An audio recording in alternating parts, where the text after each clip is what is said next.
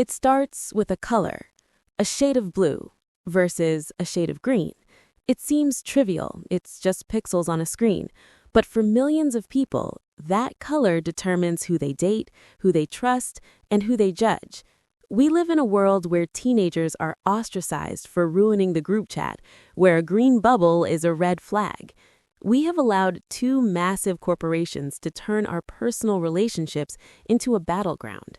But this isn't just about text messages, and it's certainly not just about phones. This is a story about two conflicting philosophies of existence.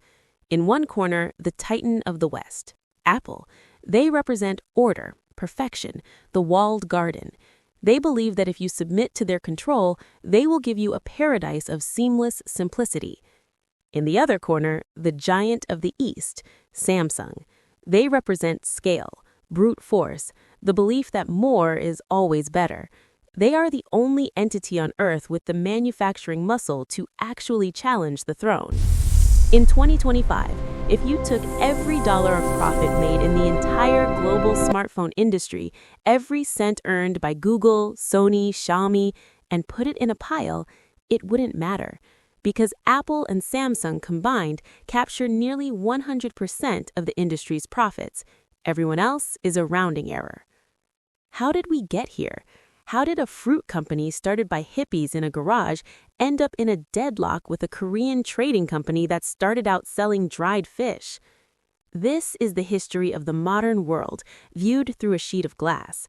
To understand the war, you have to understand the warriors, and they could not be more different. We all know the Apple mythology. 1976, Los Altos, California, Steve Jobs and Steve Wozniak, the counterculture, the idea that a computer should be a bicycle for the mind.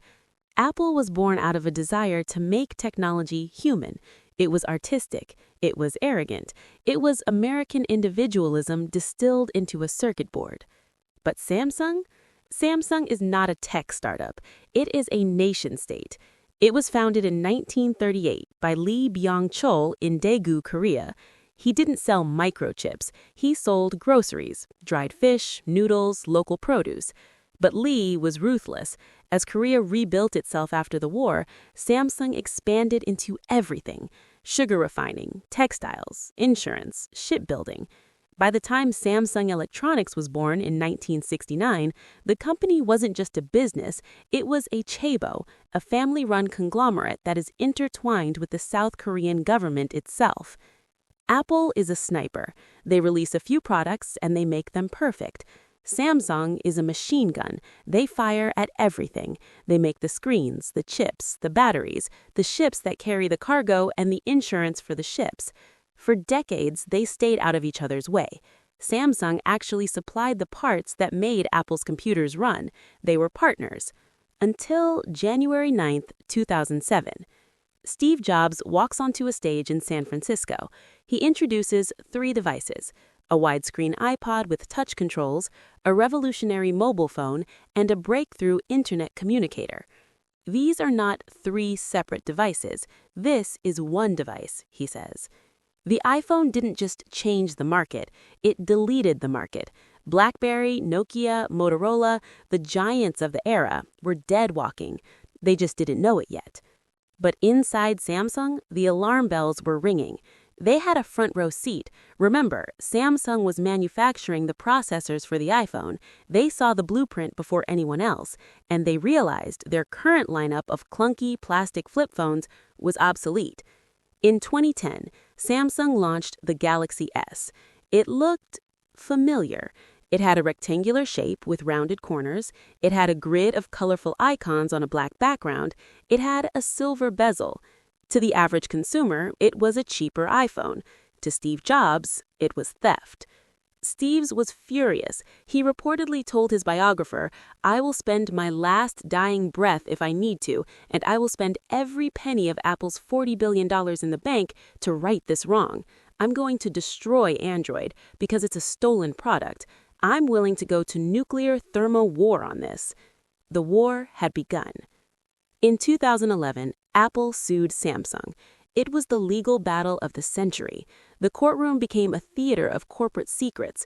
Apple's lawyers presented a document from inside Samsung known as the Relative Evaluation Report. It was damning. In the report, Samsung executives explicitly compared the Galaxy S to the iPhone, feature by feature, noting how the iPhone was better in almost every way. The directive was clear: make it like the iPhone. Samsung fired back. They argued that you can't patent a rectangle. They argued that Apple was stifling innovation. They argued that they were inspired, not copying. But the jury didn't buy it. In 2012, they ordered Samsung to pay Apple over $1 billion in damages. It was a humiliation, but for Samsung, it was also a victory. Why? Because the lawsuit was the best marketing campaign in history.